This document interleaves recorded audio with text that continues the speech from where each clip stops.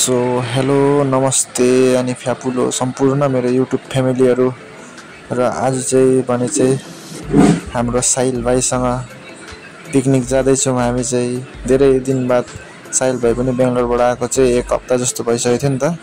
र आज चाहिँ हाम्रो एउटा सानो गेट टुगेदर जस्तो पिकनिकै भनौं हैन, रुङजुङ खोलामा लागेको। र हामी चाहिँ जाँदै छौं दाजुभाइ, भाइहरु चाहिँ अगाडि गइसकेको थियो र यहाँदेखि चाहिँ बाटो अलिक खराब छ भनेर चाहिँ साहिल भाइलाई चाहिँ स्कुटी लिएर पठाइदिए मैले। र म चाहिँ हिँड्दै गएको। बाटो चाहिँ एकदमै खराब थियो नि त, साहिल भाइ चाहिँ चढ्नु नि भन्दै थियो। र लास्टमा हामी चाहिँ गयौं। यहाँनिर चाहिँ स्कुटी राख्नु पर्ने थियो, यहाँबाट चाहिँ हिँड्दै जानु पर्ने नि त। यहाँनिर चाहिँ मासुको पोकापोकी बोकेर चाहिँ हामी जग्गामा पुग्यौं। यहाँ भाइहरु चाहिँ अलरेडी पहिल्यै गएर चाहिँ दाउराहरु खोज्दै गर्नु ल भनेको थियो नि त।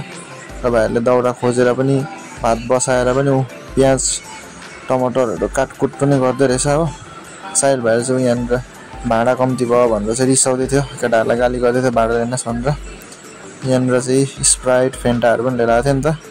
र यहाँ चाहिँ मेन चाहिँ सुँगुरको मासु, सुँगुरको कान थियो, रिवाज साथीको लागि मटर पनिर थियो, अनि निश्चल भाइको लागि चाहिँ चिकन पनि थियो नि त। र यहाँ चाहिँ साहिल भाइले चाहिँ एकदमै सुँगुरको कान चाहिँ काट्न थालिहाले। हेर्नुहोस् त, डल्लै 2टा कान लिएर आएको हैन। त्यहाँ चाहिँ रेडी गरेर चाहिँ केटाहरु फेरि यता झिंगे माछा गङटा थियो, त्योहरु पनि खाने अरे। सुँगुरको कान पनि अलिअलि चाहिँ फ्राई पनि गरेको नि त। केटाहरुले चाहिँ आम्म यस्तो मजाले खाए कि भंगराले पाङ्रा निलेको जस्तो हिकाइदिने केटाहरुले। र मैले पनि सानोबाट टुक्रा भए नि खाइदिमै भनेर चाहिँ चाखेको जस्तो गरेर चाहिँ कप्पै मजाले हेर्नुहोस् त यस्तो स्वाद पारेर टोकिदिए। र त्यहाँदेखि चाहिँ अब केटाहरु फेरि नुहाउनु पनि जानुपर्छ भने हतार गयो पौडी खेल्नु। पियान्चुले फेरि बाइसाइकल किकाउने अरे पानीमा। हेर्नुहोस् न तमासा यस्तो मजाले हिकाइदियो। त्यहाँदेखि चाहिँ नुहाइधुवाइ गरेर अब खाना खानु टाइम पनि हुँदै थियो नि त। सबैजना केटाहरुलाई भोक लागेको जस्तो पनि हुँदै थियो।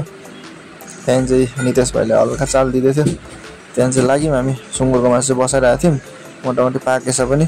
लास्टमा चाहिँ हल्का धनिया सनिया छिट्दिएको त्यहाँनिर। फेरि उता फेरि रिवाज र पियान्चु फेरि दुई भाइ रेस्लिङ खेल्न थालेछ WWE। हान होला जस्तो भयो केटाहरु त, बलबाको रेस्लिङ फेरि। त्यहाँदेखि चाहिँ लास्टमा चाहिँ खाना खान सुरु गरे। निश्चल भाइले चिकनसँग मजाले खाँदै थियो। यता हाम्रो कुडुमुडु थियो फेरि। सुँगुरको मासु चाहिँ हेर्नुहोस् है, अब यसले चाहिँ यस्तो स्वादले चपाउँछ अनि टक्कै उता गएको। यहाँ साथीले चाहिँ एकदम भेज खाँदै थियो, पापड पनिर भात।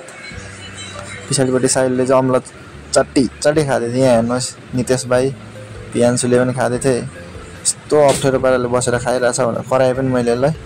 लास्टमा चाहिँ यहाँ मेन हिरो हेर्नुहोस् न साहिल भाइ पापड खाएको स्टाइल हेर्नुहोस्। अन्त लास्टमा यतै मैले पनि खान सुरु गरेँ हो।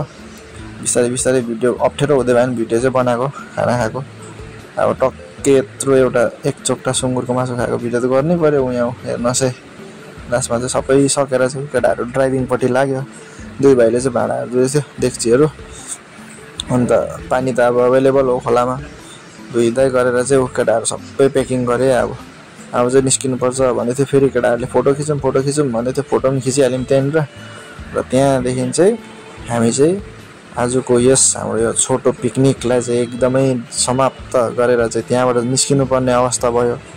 राति पनि भइसक्यो थियो, साँझ भइसक्यो थियो नि त, ढिलो भइसक्यो थियो। र त्यहाँबाट चाहिँ हामी निस्क्यौँ र हामी चाहिँ सिधै यहाँ बाइक स्कुटी राखेको जग्गा आइपुग्यौँ।